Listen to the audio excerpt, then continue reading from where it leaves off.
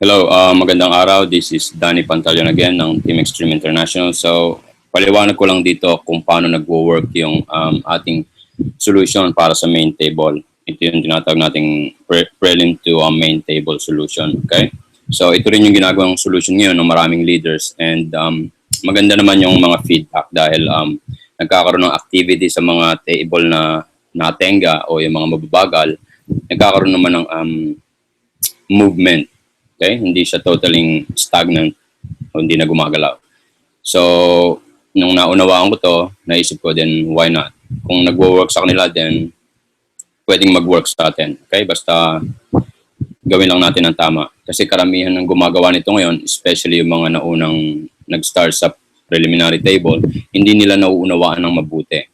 Ang nangyari, pumasok sila sa prelim table, then pag-exit nun, didiretso sa main. Ang nangyari, nag-exit sa main papunta dun sa main table ng ibang group o ibang team. So, instead na pumunta sa existing main table nila para makatulong, sa iba napunta. So, yun ang hindi tama. That doesn't make sense. So, yung gagawin natin, yung talagang pumunta sa existing main table niyo para makatulong sa inyo, and at the same time, pwede pa kayong magkaroon ng extra source of income sa prelim table. Okay? So, yun ang gagawin nating tama. So, share ko muna yung screen para may paliwanag ko sa inyo yung process and paano nagwo-work yung prelim saka papunta sa main table. Okay? Okay. So, the way it works, ganito yon. Okay? So, sa preliminary table, pag pumasok kayo dyan, pag nag-register kayo, para lang din kayo nag-register sa main table. Pareho lang. Pero once naka-login kayo, this time, instead na piliin ninyo yung gold o yung main table, ang pipiliin nyo doon yung silver table. Okay? Then, same thing. Bayaran nyo ng coupon, lagyan nyo ng coupon codes or credit card para ma-activate. So, ganun lang pag-join sa prelim table. Pero dito sa tamang process na gagawin natin, ganito nagwo-work yun. Okay? So, ang gagawin natin is para matulungan actually itong mga nasa level 2 na to sa main table. Halimbawa, ito yung Tengan table. Ito yung hindi gumagalaw. So, ang gagawin natin, malagyan ng directs itong mga nasa level 2. Okay? So, halimbawa, ito si Bulawan 01, yung sisimula nating malagyan ng direct. Ngayon, ang main issue kasi sa mga nahihirapan mag-prospect sa main table is yung affordability na masyadong mabigat para sa tao, yung 36,500. So, sa kanila, mas madaling manguha ng tao kung mag-i-start sa mas mababa. So, sa preliminary kasi, 10,500 lang or yun ang retail natin sa peso. Tapos, talagang actual price niya sa euro is 150 euros. Okay? So, halimbawa, ito yung tutulungan natin. And, kukuha tayo ng prospect na afford yung main prelim table. Okay? So, mag-join siya ngayon para pag-exit nun sa prelim, dito siya pumasok kay Bulawan 01 para matulungan to. Ang tamang step dyan is kukunin natin yung referral o sponsor ID ni Bulawan. Okay? So, magre-register to sa Global Intergold website, same as kung paano nagre-register sa main table. Okay? Parehong-pareho lang. Pero gamit natin yung sponsor ID ni Bulawan 01. Okay? So, pag-register, nailagay lahat ng details, submit. Okay? So, once mag-login, lalabas dun yung confirm recommender. Right? So, sa confirm recommender, actually, yun nga, lalabas muna pala yung main table saka yung silver table. So, this time, pipiliin nyo silver table, hindi yung main. Okay? So, click nyo yun. Tapos, magkakaroon lalabas dun yung table para sa preliminary. Bibigyan kayo ng random tables ng system. So, usually, lalabas doon, hindi nyo alam kung kaninong table yon. Okay? Hindi nyo kilala yung mga nandun. So, yun ang ibibigay sa inyo ng system. So, yun ang ginagawa ng mga nauna, yung mga ibang members na nauna, basta pasok lang sila. So, kung saan sila napapasok. Pero, let's say, dito tayo papasok sa table na to kay Heart02. Okay? Binigyan tayo ng leaders natin ng sponsor ID na dudugtungan natin sa prelim. Kasi importante rin sa preliminary table na gumagalaw. Okay? Hindi, ayaw natin pumasok sa prelim table na stagnant din, hindi rin gumagalaw. Okay? So, walang mangyayari din. Mas lalo lang tatagal. So, kailangan hanap tayo ng table sa prelim na mabilis yung gumagalaw yung buhay. Okay? So, halimbawa, ito yung table na buhay na binigay sa atin ng ating leader. Kaya, kailangan makipag-communicate tayo sa leaders natin kung saan tayo dudugtong. Okay? Huwag tayong padalos-dalos. Mas magandang gawin natin ng tama sa una, kahit medyo slow sa una, para lang tama. Okay? Magawa natin ng tama right at the first time. Okay, so halimbawa, ito yung ating papasukan. Pag dun sa confirm recommender, may lalabas dun na box kung saan nyo ilalagay yung sponsor ID na gusto ninyong dugtungan. Okay? Hindi yung ibibigay ng system. So, kailangan kuhanin natin yung sponsor ID ni Heart02. So, pag nasa atin yung binigay ng like leaders natin, ilalagay natin dun yun, tapos merong button doon na nakalagay change. So, pag click yung change, lalabas mismo yung table na to ni Heart02 na dudugaw natin. Okay? So, pag na-change yun, okay na, bayaran natin ng coupon o ng credit card, that's it. Okay? So, dito na tayo mapapasok. So, halimbawa, ito yung ating prelim account. Tayo si US Detailer. Okay? So, dyan tayo mapapasok. Now, sa bottom niyan, merong link doon para makita natin kung saang main table tayo papasok once mag-exit tayo dito. Okay? So, pag-click natin yon, ito ang lalabas. Which is tama dahil dito talaga natin gusto dumugtong kay Bulawan 01. Pagpasok natin sa main. Okay? So, tama yon. So, ganun ang tamang process. Ngayon, sa prelim, mabilisan dito kasi dito halo-halo na. Hindi na to katulad ng structure sa main table na tapat-tapat like si Rian, katapat niya like si Johnny and si Jim. Hindi na ganun. Sa prelim, pwedeng si Milet, mapunta yung, na-late siyang maglagay ng tao niya, napunta dito, napunta doon. O kaya ito, na-late siyang magpasok, napunta rito, napunta rito. Okay, so kahit hindi na yan tapat-tapat, ang mahalaga dito sa prelim, once nakapasok kayo dyan, trabahuhin ninyo agad. Lagyan nyo agad ng directs. Okay? Ng direct referral ninyo. Okay? So, and one more thing na ipapaliwanag ko, sa pagdugtong natin kay Heart02, hindi tayo considered as direct referral ni Heart02. Okay? Hindi. Kasi hindi talaga si Heart02 ang sponsor natin. Ang talagang sponsor natin is si Bulawan kasi dito tayo dumugtong nung nag-register tayo ng account. Dito, parang dumugtong lang tayo. So, parang secondary sponsor lang natin si Heart02. So, hindi tayo considered as direct niya. So, si Heart02, kailangan niya pa rin maghanap ng dalawa. Okay? Hindi tayo considered. Hindi rin natin tayo considered. Sponsor natin si Heart02. So, just wanna make that clear. Okay? Para maging direct na referral ninyo ang isang tao dito sa prelim, kailangan gagawin nyo lang din yung usual na ginagawa natin sa pag-encode. Kuhanin nyo yung sponsor ID ni Heart02. Halimbawa, ako si Heart02, tapos wala pa akong direct, tapos nakakuha ako ng prospect and gusto na sumali sa prelim, pwede ko siyang i-encode gamit ang sponsor ID ko. Okay? Kumbaga, directly yun. Pag nag-register siya, nag-encode siya ng account, gamit niya ang sponsor ID ko. Okay? So, doon, at pag nagbayad na yun, nag-activate, doon siya magiging considered as direct referral ko. Parang sa main table. So, kailangan, para maging considered as direct referral, kailangan gagamitin niya yung sponsor ID ninyo pag nag-encode, pag nag-register. So, ganun yun dapat. Okay? Hindi yung katulad ng ginawa dito na para lang sa sa pagdugtong natin sa prelim na nilagay natin yung sponsor ID ni Heart02 doon sa box and kinlik natin yung change para doon lang yun, para lang makadugtong tayo sa prelim. Pero ang talagang sponsor niyan is si Bulawan na nasa main. Okay? So, hopefully maliwanag yan. So, ganyan nagwo-work yun. And yun nga, kailangan meron agad kayong 2 directs dito bago kayo maka-exit. Okay?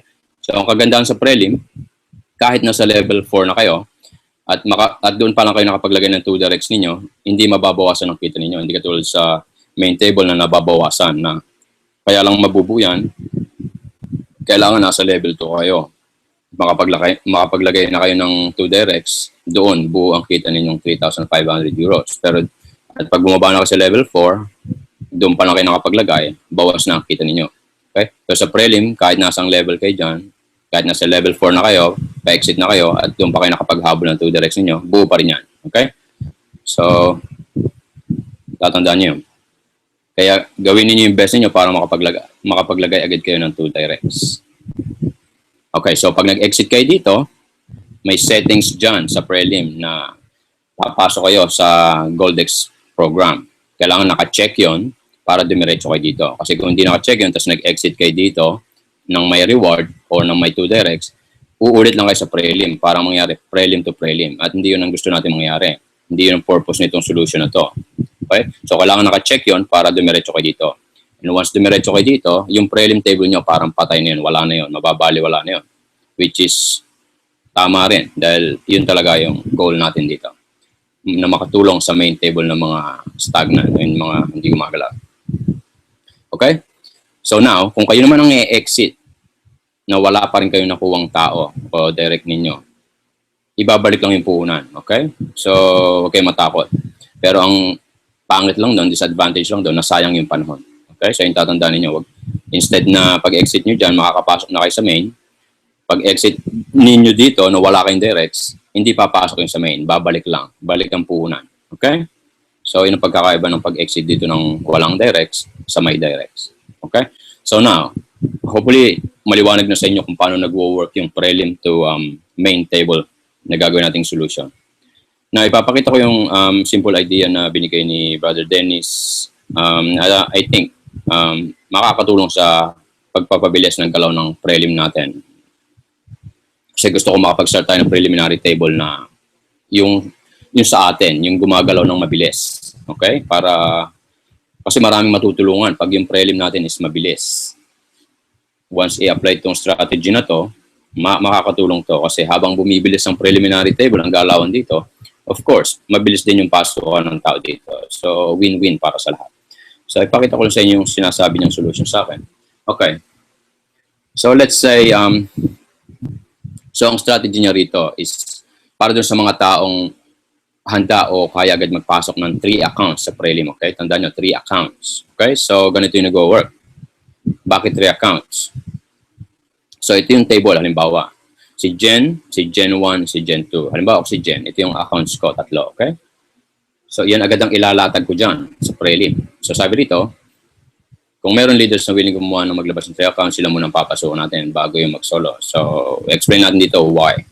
So, ibig sabihin, kaya 3 account, once naka-exit si Jen, meron siyang payout dahil meron siyang 2 direct na si Gen 1 at Gen 2, which is correct, right? Now, ang makukuha niya is itong reward sa prelim. €540 na good enough para sa main table, plus meron pang matitira na 420 plus yung 2 coupons ng prelim kasi 150 lang ang prelim, so meron pang sukling 120 plus euro. Okay? So now, once si Jen at Gen 2 naman mag-exit, wala silang payout dahil wala silang 2 direct. Kasi hindi talaga focus natin malagyan pa ng direct tong second and third account natin. Ang focus natin is malagyan muna to para pag-exit nito, makatulong sa main table. Okay? So now, yung balik puhunan niya, pag naka-exit to, saka ito, at bumalik ang puhunan, pwede uli natin gamitin directs yan. Okay? So sa ganyan, naisip ko, mas mabilis exit sa prelim at mabilis din ang pasok sa main. Okay? So, ang idea niya, ganon. Papasukin natin yung mga tao na willing o handa agad maglagay ng 3 accounts kasi ang advantage nga, automatic may directs ka agad. Okay? So, parang na-secure mo na yung requirement para pag-exit mo, meron ka agad rewards. At ang goal doon is yung makapasok agad yung first account doon sa main table para matulungan. Matulungan yung Tengan table. Okay? So, pag-exit nun, ayun nga, meron na kayong pang main, meron pa kayong 2 prelim table, meron pa kayong supplying 120 plus euro, which is hindi na masama, di ba? Nakapasok na kayo sa main, nakatulong na kayo sa main table natin, kumita pa kayo, meron pa kayong extra. Okay? So, ang mangyayari, pag nag-exit nga itong pangalawa at pangatlong account ninyo na walang rewards, babalik uli yan, tatanong uli yan, confirm recommender. So, tatanong ko sino yung gusto nating sponsor. So, now, ang gagawin natin, ang idea, kumuha uli kayo ng pangalan na pwede natin gamitin. Okay? Mas maganda yung laging bagong pangalan. Okay? Huwag na tayong mag-risk na tatanong natin kung pwede bang gumamit ng same details, iba lang ang username and email address. Huwag na tayong magtanong ng ganun. Okay? Sundin natin kung ano yung gusto ni Geek. So, okay. So, halimbawa, magpapasok ulit tayo ng account sa Prelim. So, ang gagawin natin, halimbawa, ito yung tayo to si US Detailer. So, isa pa ang kulang, di ba? So, ang gawin natin, pag nag-register tayo ng account sa Prelim, gamitin uli natin yung main sponsor ID na si Bulawan. Para pag naka-exit ulit tayo dito tayo papasok. So, makukumpleto na to. Okay? So, ganun ang gagawin ko. So, halimbawa, ako si Bulawan. So, nakumpleto ko na isa. Ang gagawin ko, pag exit ng first account ko sa Prelim, na may rewards, so, magre-register ulit ako ng bago. Gamit ang bagong details ng tao. Okay? So, ang gagawin ko, kunin ko yung user ID nito, magre-register ako, then same thing. Hahanap ako ng dudugtungan dito. So, ang gagawin ko rito, siguro, ang dudugtungan ko rito, yung member natin na nagpasok ng solo na wala pang referral. Di ba? Para makatulong naman tayo sa member natin dito. So, hanap tayo dyan. Hanap tayo ng wala pang direct. Yun ang gamitin natin, na dudugtungan natin sa Prelim. So, halimbawa, ito, si Millet. Wala pa siyang, o kahit saan dyan, actually, kasi nga, as I said, hindi naman counted kayo as direct. Hindi kayo counted as direct. So, kahit kayo dyan, pwede kayong dumugtong para lang mapuno yung table. Okay? So, habang napupuno yan, bumibilis ang exit yan, nakakatulong dito. Okay? So, hanap kayo ng dudugtungan dyan. So, once nakadugtong na kayo, halimbawa, pumasok na kayo dyan, o halimbawa, itong nakuha ninyo, si Eddie Wow, kayo to, ito yung bagong account ninyo, na kayo nadugtong. So, ngayon, pwede ninyong, yung Gen 1 and Gen 2 na nag-exit ng walang rewards, pwede ninyong gawin.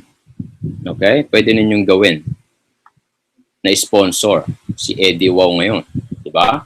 Kasi nga, once nag-exit tong Gen 1 and Gen 2, i-confirm nyo ulit yung recommender niyan. So, pwedeng ipasok na natin yung sponsor ID nito para ito maging sponsor natin at maging eligible ulit dito sa rewards. So, nag-get ninyo yun? So, parang yung Gen 1 and Gen 2 natin, o yung second and third account natin, nagagamit natin siya as our own directs. Diba? Hindi na tayo nahihirapan kumuha. So, pwede nyo na ipasok dyan yan, papasok ngayon dito yan, sasalpak dyan yan. Dahil nga sa Prelim, wala na tayong pakalam kung hindi na tapat-tapat yan. Basta mahalaga, uma-under yung table na yan. Kasi ang goal naman talaga natin, makapagpa-exit dyan na papasok sa main. Yun ang primary goal. So, hopefully, naiintindihan ninyo yung ganda ng strategy na to na gagawin natin. Okay? So, tanong nyo naman, paano yung mga hindi kayang tatlo? Okay? So, pwede naman. Pwede mga solo lang afford. Kaya lang, ang siguro, ang payo ko sa mga magpapasok ng solo agad, gawin nyo agad yung magagawa ninyo para makapaglagay kayo ng 2 directs. Okay? Dahil nga, kung papasukan ng mga leaders to na may tig-tatlo, mabilis to. Like, tulad nito structure na to, di ba? O, si Jen, meron 3, si Rick, meron agad 3, si Ray, may 3, si Tom, si Ma. So, kung magpapasok kayo dito, tapos wala agad kayo mailagay hanggang sa bababa kayo dyan, pwede kayo mag-exit ng walang rewards. Okay? Pero babalik ang puhunan. So, yun lang ang disadvantage nun. Pero, kung titignan natin, kung titignan natin big picture, mabilis yung galawan sa prelim table. At yun ang gusto natin mangyari, mabilis. Para mabilis din ang pumapasok sa main table. Ayaw natin mangyari na matengga rin yung prelim. So, it will defeat the purpose ng goal natin na makatulong sa main. Dahil kung tenga to, paano pa natin matutulungan to? Parehong tenga, so hindi siya solution. So, kailangan mapabilis natin to. Kaya yun ang naisip ni Brother Dennis na solution para mapabilis yung prelim. Okay? So, kaya sinabi niya dun sa group chat na hindi ito para sa lahat. Hindi naman sinasabi na, okay, na walang discrimination. Ang sinasabi lang na para sa mga leaders na kayang maglagay agad ng ito, go ahead para mabilis tayo. Then sa mga gustong magsalpak agad ng solo, ilagay nyo rin. Pero gawin nyo agad yung best ninyo para makapagpasok. Okay? May time naman kayo dahil hanggang level 4, as I said, kung nasa level 4 na kayo, doon pa na kayo makapaglalagay ng directs ninyo, walang problema yun dahil buo pa rin ang kita ninyo. Walang mababawas. So, panalo pa rin kayo. Okay? So, hopefully na intindihan ninyo ito and kung ano yung feedback, ipopost ko ito sa group chat, kung ano yung feedback. Kung may mga tanong kayo, post nyo lang sa group chat para mas maunawa natin. Then, ready ninyo yung mga details sa mga gagamitin ninyong account para madali. Okay? Para salpak na lang kayo salpak, pa-approve na lang tayo ng pa-approve. para mabilis ang galawan and hopefully makapag-start tayo ng sarili nating prelim na ganito, mabilis, na gamit ang strategy na to. And sa tingin ko naman, mag-work to. Okay? Basta sundin natin yung ganito. Ngayon, kung may mga opinion, mga issues kayo, post nyo lang sa GC natin. Okay? Pagtulungan natin ito. And katulad lang din ninyo kami, we're continue learning. Okay? So, yun ang mahalaga. Patuloy tayo nag-aaral and hindi tayo humihinto dahil sa mga problema dumarating. Okay, yun ang mahirap, yung nagkakaroon tayo ng challenges tapos humihinto na tayo. Of course, wala tayong masosolve. Kailangan keep on learning tayo. Okay, so ito rin yung natutunan namin. Kung wala kaming pakialam, wala kaming gagawin. Hayaan na lang namin. Pero kailangan we feel na meron kaming dapat gawin bilang leaders, bilang founders. So, nag-aaral kami, nagtanong-tanong kami sa ibang leaders natin, sa ibang members. So, yun ang kagandahan na marami kayong networks, marami kayong natututunan sa bawat isa. Okay? So, thankful din ako dun sa mga leaders na nag-share sa amin ito and share nila yung knowledge sa amin.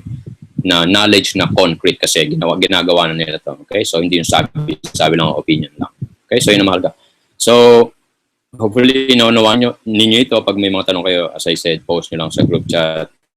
And okay, once again, maraming salamat ulit. And unawain ninyo mabuti ito. Ipapanood ninyo sa mga members ninyo para hindi kayo nagpapaliwanag ng paulit-ulit. Okay? So, once again, maraming salamat. This is Danny Pantaleon. God bless.